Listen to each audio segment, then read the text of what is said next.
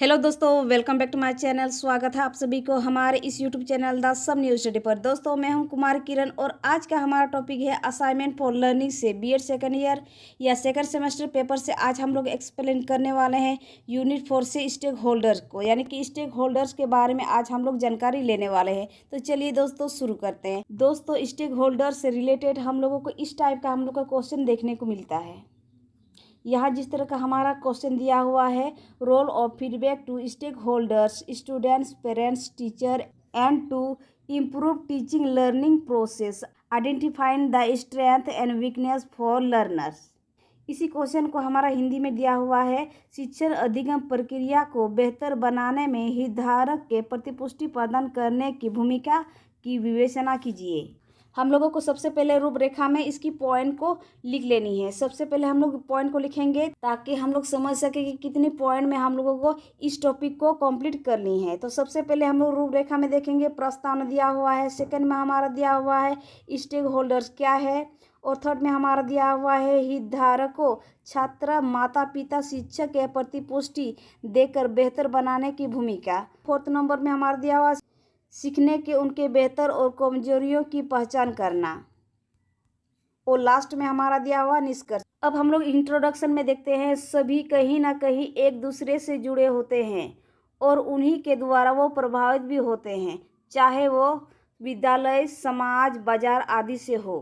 वहाँ पर रह रहे व्यक्ति एक दूसरे से जुड़े रहते हैं। हम लोग बोल सकते हैं वो समाजवासी हो या फिर बाजारवासी हो, वो वहाँ पर रह रहे व्यक्ति एक दूसरे से वो किसी प्रकार से वो जुड़े हुए रहते हैं, जिससे वो प्रभावित होते हैं और उन्हें मदद भी मिलती है। साथ ही वे उन्हें एक सही मार्गदर्शन का कार्य करता है। शिक्षक हो या फिर अभिभावक हो, वो सही मार्गदर्शन का कार्य भी करता है और उसके द्वारा किसी परियोजना में निर्णय लिया जाता है। जिस परियोजना से वो व्यक्ति या हम लोग बोल सकते हैं अभिभावक जुड़े हुए रहते हैं, उसके द्वारा निर्णय भी लिया जाता है, जहां उसकी गतिविधियों का हिस्सेदारी होती है। जहां पर उसकी गतिविधियों का हिस्सेदारी होती है, उससे वो जुड़े हुए रहते हैं। अब हम लोग नेक्स्ट देखते हैं, अतः इस तरह के संगठन या सदस्य वहां एक दूसरे से जुड़े रहते हैं, उसे ही हितधारक यानी कि स्टेक होल्डर कहा जाता है। जब भी हम लोग को लगे ये वाइट हमारे लास्ट होने वाले हैं, वहाँ पर हम लोग को हेडिंग जोड़ देनी है, यानी कि स्टेक होल्डर कहा जाता है या कहते हैं। अब हम लोग जानेंगे हितधारक क्या है। What is stakeholders. हितधारक यानी स्टेक होल्डर्स का तात्पर्य एक व्यक्ति, समूह या संगठन से होता है और साथ ही उसके संबंध किसी संगठन या परियोजना की निर्णय लेने और उनके गतिविधियों में हिस्सेदारी से होती है।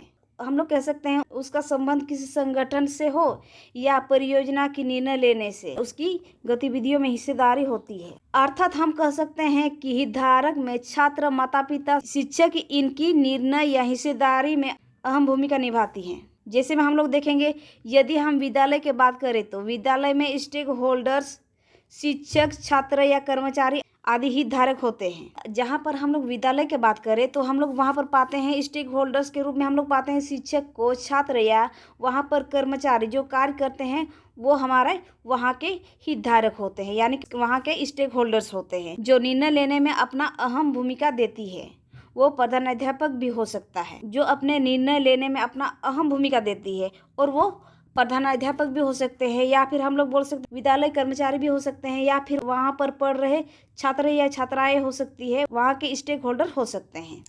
नेक्स्ट हम लोग देखते हैं, हितधारक का संबंध उनका निर्णय का अहम भूमिका होती है, कोई आधिकारिक निर्णय नहीं होता है। हम लोग कह सकते हैं विद्यालय में जितना भी सारे व्यक्ति मौजूद रह रहे हैं, उसका किसी एक का आधिकारिक निर्णय लेने का अधिकार नहीं है, सभी यह निर्णय ले सकते हैं। विद्यालय में अध्यापक, principal, director, head of department यानी कि हम लोग बोल सकते हैं एचओडी, इन सबों निर्णय प्रभावित कर सकता है। हम लोग बोल सकते हैं किसी भी शिक्षण संस्था के एचओडी होते हैं, वो हमारे एक बड़ी निर्णय ले सकती है, यानी कि उसके द्वारा बड़ा निर्णय लिया जा सकता है क्योंकि वो वहाँ के एचओडी है।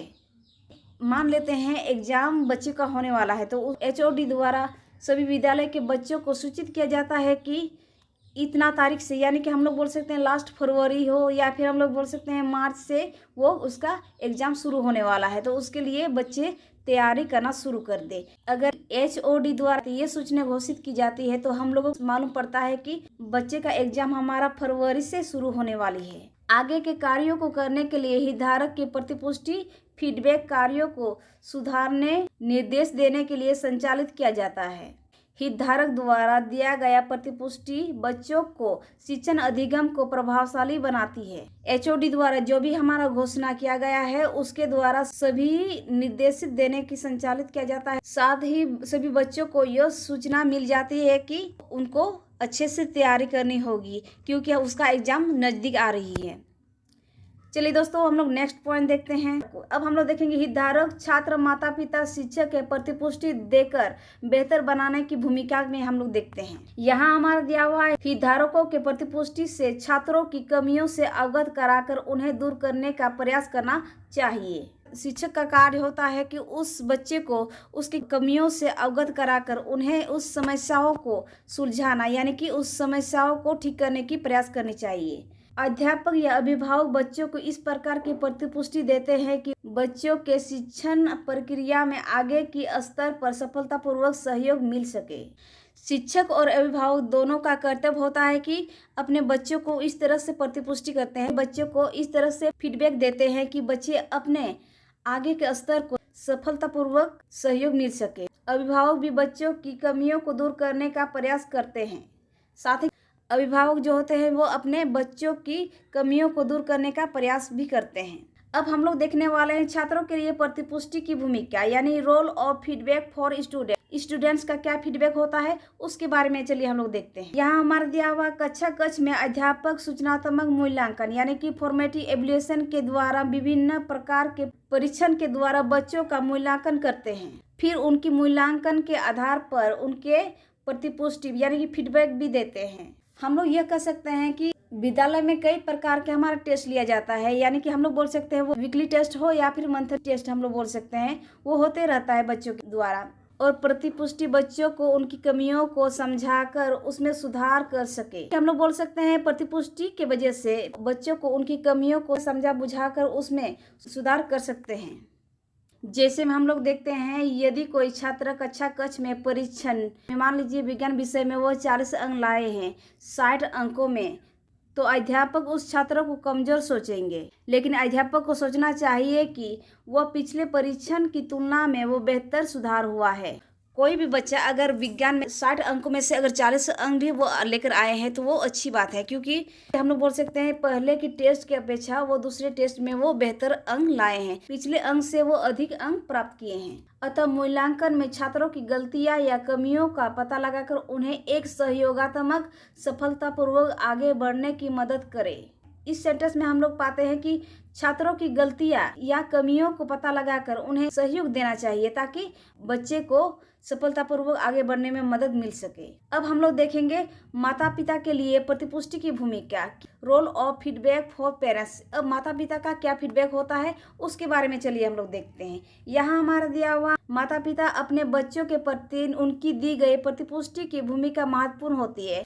हम लोगों ने सुना ही होगा कि माता पिता जो होता है ना, अपने बच्चों को फीडबैक देने वाले फर्स्ट गुरु माने जाते हैं। माता पिता को अपने बच्चों के द्वारा किया गया कार्यों की प्रशंसा करनी चाहिए। ऐसे करने से बच्चों में मनोबल बढ़ती है, यानी कि उसको लगता है कि हाँ मेरे पेरेंट्स मुझे सपोर्ट कर रहे हैं और वो अच्छे से यानी कि मन लगा के वो पढ़ते हैं। उनके नए नए अवसरों के अन्वेषण में मदद या सराहना करनी चाहिए। ऐसे करने से बच्चे अपने आप को एक सक्षम व्यक्ति समझते हैं। साथ ही बच्चों के बातों को सुनना चाहिए, उन्हें किसी भी प्रकार का दबाव नहीं देना चाहिए ताकि बच्चे स्वतंत्रता पूर्वक अपने कार्य कर सके। बच्चे में दबाव ना दिया जाए तो बच्चे अपने कार्य को सही ढंग से करने में वो सफलता पाते हैं। माता पिता को बच्चे के प्रति गुस्सा, डांट, डर नहीं रखनी चाहिए।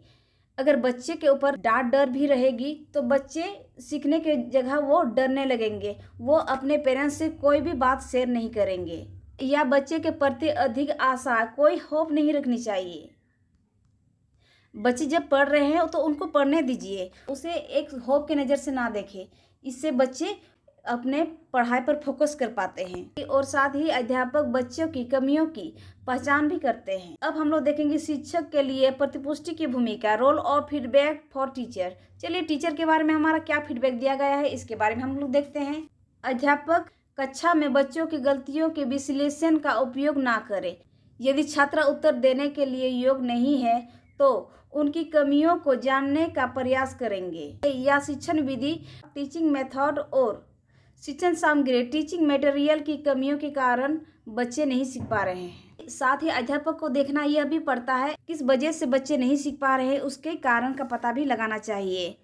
और हो सकता है कि टीचिंग सामग्री ना हो, या फिर हम लोग कह सकते हैं शिक्षण विधि सही ना हो, टीचिंग मटेरियल वहाँ अवेलेबल ना हो। इसके कारण से भी हमारे बच्चे नहीं सीख पाते हैं, अच्छी ढंग से वो नहीं सीख पाते हैं। नेक्स्ट हमारा दिया हुआ, अध्यापक बच्चों को दोबारा पढ़ाने की कोशिश करेंगे। शिक्षक अपने शिक्षण विधि को उन्नत या सुधार कर सकते हैं। सीखने के उनके बेहतर और कमजोरियों की पहचान करना, identify the strength and weakness for learner. यहाँ हमारा दिया हुआ है सीखने को बेहतर और कमजोरियों की पहचान अध्यापक अभिभावक की अहम भूमिका होती है, जिसे निम्नलिखित रूप में हम लोग देख सकते हैं। फर्स्ट पॉइंट में हमारा दिया हुआ है, यदि विशिष्ट चरण के कारण कक्षा में अधिकतर छात्रों के सीखने के प्रति निम्न स्तर हो तो अध्यापक उस शिक्षण प्रक्रिया को दोबारा से पढ़ा सकते हैं। अगर किसी क्लास के बच्चे ठीक से समझ नहीं पाते हैं, या हम बोल सकते हैं कि उसको समझने में थोड़ा टाइम लगता है, तो वैसे बच्चे को अध्यापक का कर्तव्य होता है कि उस बच्चे को दोबारा से उसी टॉपिक को पढ़ाया जाए ताकि बच्चे अच्छे से समझ सके। सेकंड पॉइंट में हमारा दिया हुआ है, यदि किसी कॉन्सेप्ट को समझाने में कोई छात्र असमर्थ होते हैं तो छात्र शिक्षक की सहायता ले सकते हैं या कक्षा में दूसरे योग्य छात्रा की मदद ले सकते हैं। वो बच्चे अगर जटिल वर्ड को वो समझ नहीं पाते हैं तो वैसे स्थिति में क्या करेंगे, बच्चे को अपने टीचर की सहायता लेनी चाहिए। बच्चे को अगर टीचर को पूछने में डर लग रहा है तो अपने क्लास के कोई भी होनहार बच्चे से वो पूछ सकते हैं और समझ सकते हैं। और ये बेहतर भी होता है क्योंकि वो टीचर के सामने वो कुछ भी एडमिट नहीं करते हैं बच्चे की समझ में आ रहा है या नहीं आ रहा है, लेकिन अपने दोस्तों के साथ वो शेयर कर सकते हैं। पॉइंट थर्ड में हमारा दिया हुआ है, अभिभावक अपने बच्चों की कमियों का पता लगाकर उसमें सुधार कर सकते हैं, उन्हें उनकी सही गलत की पहचान करा सकते हैं।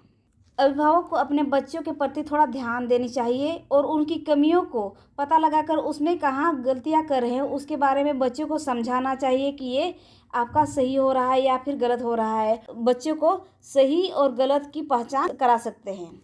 पॉइंट फोर्थ में हमारा दिया हुआ, अध्यापक अपने शिक्षण विधि में सुधार कर सकते हैं और अपने शिक्षण विधि को आगे बढ़ा सकते हैं। अध्यापक अपने शिक्षण विधि को सरल रूप दे सकते हैं और साथ ही अपने शिक्षण विधि को आगे भी बढ़ा सकते हैं। पॉइंट 5 में हमारा दिया हुआ है, अध्यापक कक्षा में बच्चों का परीक्षण लेकर उनकी आकलन कर सकते हैं और उनके कमियों का पहचान कर सकते हैं। देखिए, जब तक शिक्षक टेस्ट नहीं ले रहे हैं बच्चों का तब तक बच्चे का IQ लेवल पता नहीं चल सकता है, यानी कि बच्चे कहाँ गलतियाँ कर रहे हैं उसको हम पहचानना असंभव हो जाएगा। उसके लिए हम लोग को क्या करना है, सबसे पहले हम लोग को या तो वीकली टेस्ट लेनी है या फिर हम लोग बोल सकते हैं मंथली टेस्ट लेना है। इसके बाद ही हम लोग आकलन कर सकते हैं कि वो बच्चे कहाँ गलतियाँ कर रहे हैं और उनकी कमियों को पकड़ सकते हैं। पॉइंट 6 में हमारा दिया हुआ है, अध्यापक कक्षा कक्ष में बच्चों की समस्याओं को समझना चाहिए कि बच्चों को समझने में कहाँ दिक्कत आ रही है, साथ ही उसमें सुधार भी करनी चाहिए। अध्यापक का कर्तव्य होता है कि सभी बच्चों को उसकी समस्याओं का निवारण निकालना, यानी कि कहाँ पर दिक्कत आ रही है उसको समझना और साथ ही बच्चे को उस दिक्कत को किस तरह से ठीक किया जाए, उस समस्या को किस तरह से सही किया जाए उसमें सुधार भी करनी चाहिए ताकि बच्चे सही से सीख सके। लास्ट हमारा दिया हुआ है कंडीशन में देखते हैं, अतः उपयुक्त बातों से स्पष्ट होता है कि हितधारक जो होता है, स्टेक होल्डर्स जो होता है, शिक्षण प्रक्रिया में निर्णय लेने की अहम भूमिका निभाती है, उनके संचालन निर्देशन देने में महत्वपूर्ण होती है। जहाँ स्टेक होल्डर्स में छात्र, माता पिता तथा अध्यापकों के अपने महत्वपूर्ण भूमिका होती है। दोस्तों, उम्मीद है आपको यह वीडियो पसंद आया होगा। वीडियो पसंद आए तो वीडियो को लाइक और चैनल को सब्सक्राइब जरूर कर दें, साथ ही बेल आइकन को भी प्रेस कर दीजिएगा ताकि आने वाले नए वीडियो की नोटिफिकेशन आप तक जल्द से जल्द पहुंच सके। Thanks for watching this video.